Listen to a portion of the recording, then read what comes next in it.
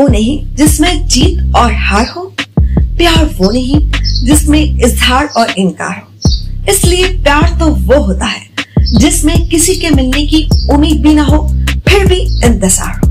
पर ऐसा भी होता है कि जब सच्चा प्यार हो हमें किसी से, पर उससे जब दिल टूट जाता है तो हर कोई कहता है कोई बात नहीं, तुम्हें उससे अच्छा कोई मिल जाएगा।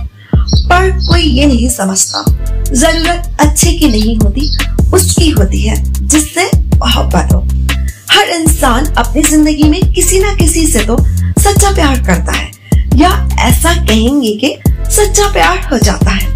पर शायद बास लोगों को सच्चा प्यार करने वाला कभी मिलता ही नहीं। पहले तो ये कहूंगी कि प्यार में कोई कंडीशन या शराइत नहीं होते कि मैं तुम्हारे लिए ये नहीं कर सकती या मैं तुम्हारे प्यार में मर भी सकती हूँ, ऐसा कुछ। और ऐसे भी कहूंगी कि जहाँ रिश्ते शर्तों के मोहताज होते हैं उनकी उम्र तवील नहीं होती।